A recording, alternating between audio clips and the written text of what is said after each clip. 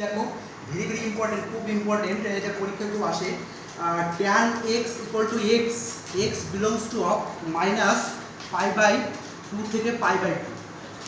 দেখো আমাদের এই ইকুয়েশনটা 3 নম্বর সলিউশনটা কি আছে, tan x equal to X, X belongs to of, belongs to মানে কি অন্তর্ভুক্ত আছে, বিলংস টু মানে কি অন্তর্ভুক্ত আছে অফ কত পাই বাই 2, এর ভিতরে অন্তর্ভুক্ত আছে, মানে এর ভিতরে এই ইকুয়েশনটা কয়টা সলিউশন আছে আমাদের সেটা দেখতে হবে। দেখো আমাদের প্রথম গ্রাফ আঁকি, গ্রাফ আঁকলে আমাদের বোঝা যাবে এটা এক্স, এটা কত এক্স ড্যাশ, এটা ওয়াই, এইটা ওয়াই ড্যাশ। এইবার দেখো আমাদের একটা জিনিস খেয়াল করে দেখো, মাইনাস পাই বাই 2, তাহলে মাইনাস পাই বাই 2 এখানে আর পাই বাই 2 এখানে, এইটা ধরো pi by minus pi by 2 আর এটা কত পাই বাই 2, আমরা দুটো ভাগ করে দিলাম। এইবার একটা জিনিস খেয়াল করে দেখো, tan 0 ডিগ্রি ইকুয়াল টু কত 0, tan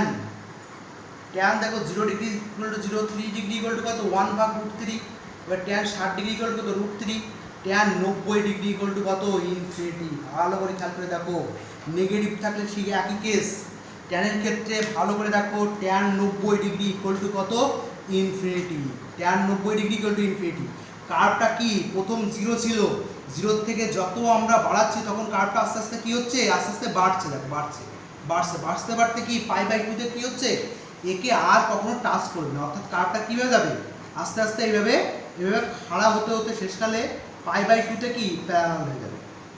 এইটা কি হবে প্যারালাল হয়ে যাবে আস্তে আস্তে, এই লাইনে প্যারালাল হয়ে যাবে, কখনো মিশবে না। ইনফিনিটি হওয়া মানে ইনফিনিটি মানে অসীমে গিয়ে মিশবে, তাহলে কি এই কার্ভটা পাই বাই 2 তে কখনোই মিশবে না, এই কার্ভটা আস্তে আস্তে খাড়ায় সোজা স্টেপ বেরিয়ে যাবে। এবার যখন আমাদের মাইনাস তখন নেগেটিভ হবে, তাহলে নেগেটিভ হবে, সব নেগেটিভ হবে, এটা নেগেটিভ হবে, তাহলে যখন মাইনাস মাইনাস যদি হয় তাহলে কি হবে আস্তে আস্তে নেগেটিভ হবে, তাহলে কার্ভটাকে ইনফিনিটির থেকে এইভাবে আস্তে আস্তে কি হবে, আস্তে আস্তে আস্তে আস্তে কার্ভটা এইভাবে যাবে। দেখো সবাই খেয়াল করে দেখো, কার্ভটা এইভাবে যাচ্ছে, এইভাবে আস্তে আস্তে ট্রান্সফার হচ্ছে। দেখো কার্ভটা যদি এইভাবে ট্রান্সফার হয় তাহলে আমাদের কি এখান থেকে আমাদের কি বলছে এক্স ইকুয়াল টু মানে ইকুয়েশনটা কি এক্স মানে স্ট্রেট লাইন, তাহলে স্ট্রেট লাইন মানে এক্স এর মান তুমি যা কিছু দাও না কেন, এখানে ওয়াই এর মান কত 0, যখন 0 তাহলে কি এটা আস্তে আস্তে খাড়া হবে, অর্থাৎ এখানে কোথায় দেবে অরিজিন দিয়ে যাবে। দেখো এই ইকুয়েশনটা কোথায় যাবে, আস্তে অরিজিন দিয়ে পাস করবে, এইভাবে কাট করে যাবে, ইকুয়েশনটা কোথায় যাবে আস্তে আস্তে এইভাবে অরিজিন দিয়ে যাবে, তো এক্স এর মান ওয়াই, তাহলে এটা কি এটা এক্স, তাহলে এই ইকুয়েশনটা কি স্ট্রেট অরিজিন দিয়ে যাবে, এখানে অরিজিন যদি হয় ভালো করে দেখো সবাই, এখান থেকে কার্ভটা এইভাবে কাট করলো, তাহলে কাট কোথায় কোথায় করলো, এখানে করলো, এখানে করলো, এখানে করলো, তাহলে কয়টা solution, how many solution of the curve, 3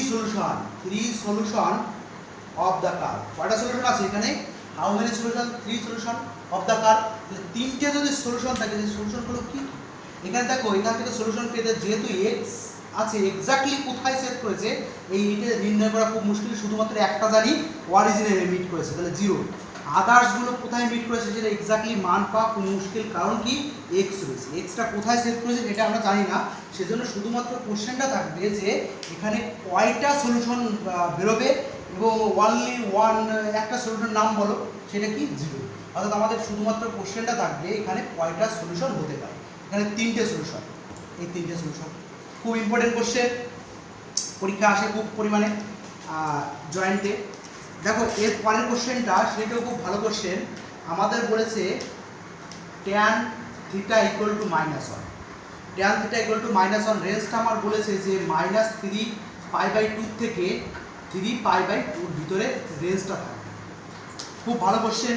দেখো এই কোশ্চেনটা আমরা কীভাবে সলিউশন করব, আমাদের মোট কয়টা আছে সলিউশন সেটা আমরা দেখব।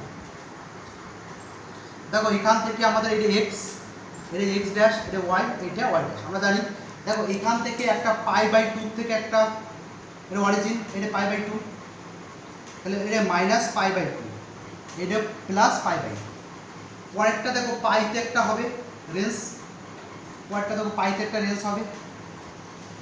তারপরে দেখো আমাদের কি রেঞ্জটা কোথায় যাবে, এরপরে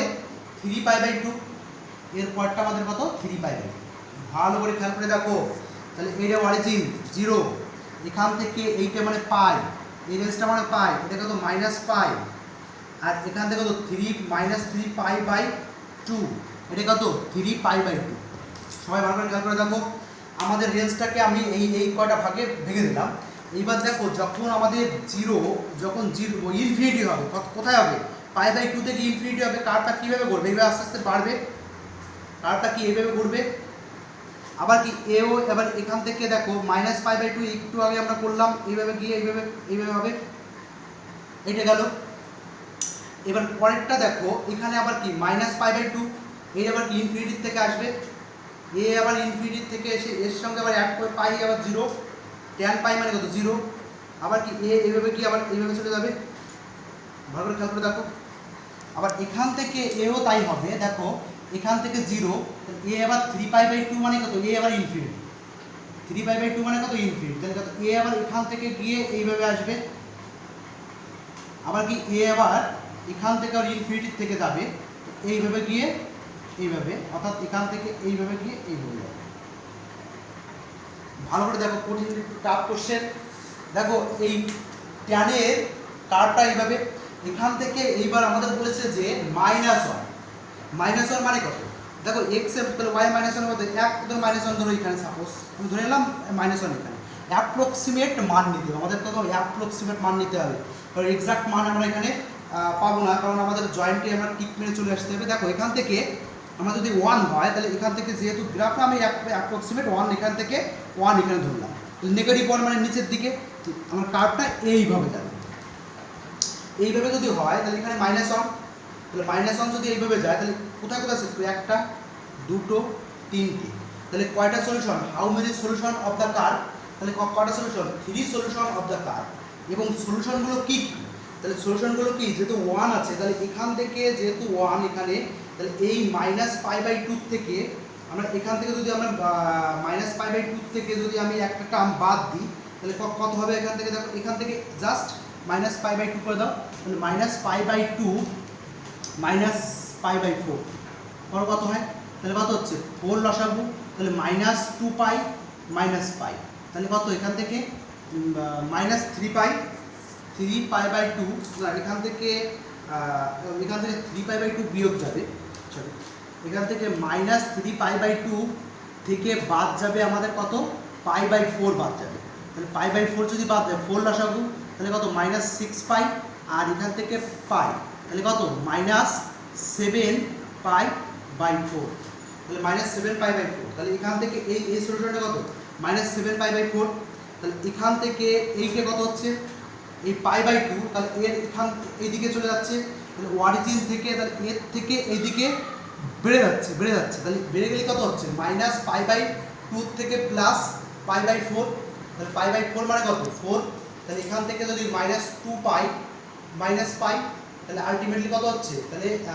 প্লাস, তাহলে কত π/4, তাহলে এখানে কত আছে π/4। এবার এখান থেকে এইটা মানে কত, এর সঙ্গে আমার কি π/2 যোগ করতে হবে, তাহলে যোগ করলে কত হচ্ছে, এখান থেকে π/2 প্লাস কত হচ্ছে π/4 ইকুয়াল টু কত 2π প্লাস 2π প্লাস π বা 4 ইকুয়াল টু কত 3π। তাহলে আমাদের আলটিমেটলি আমাদের সলিউশন কয়টা পাবো, 3 সলিউশন অফ দ্য কার্ভ, এবং সলিউশনগুলো এখানে এই ছেদবিন্দু এই ছেদবিন্দুগুলো আমাদের নির্ণয় করতে হবে। কী কী সলিউশন পেলাম, তাহলে এখান থেকে আমরা পেলাম হচ্ছিল 5π -5π/4, তাই তো, তাহলে এখান থেকে এই সলিউশন হচ্ছে -5π/4, এই সলিউশনটা পেলাম হচ্ছে কত π/4 -π/4, আর এইটা আমরা কত পেলাম সলিউশন, এই সলিউশনটা আমরা পেলাম এর সঙ্গে অ্যাড করলে হচ্ছিল কত হচ্ছে 3π/4, তাহলে আমরা এই সলিউশনটা পেলাম 3π/4, তাহলে টোটাল আমরা কী কী সলিউশন পেলাম, 3 সলিউশন পাবো। কী কী সলিউশন, একটা হচ্ছে -π/4 পেলাম, আর এখানে পেলাম কত, এটা পেলাম হচ্ছে -π/4, এটা -5π/4 -π/4 আর 3π/4। আমরা এইভাবে সহজেই যেই মেইন যেই অ্যাডভান্সের অঙ্ক আমরা সহজে করতে পারি, এবং এরপরে আরও অনেক কিছু আছে এই চ্যাপ্টারে, পরের ভিডিওতে আমরা করার চেষ্টা করবো, দেখা যাক।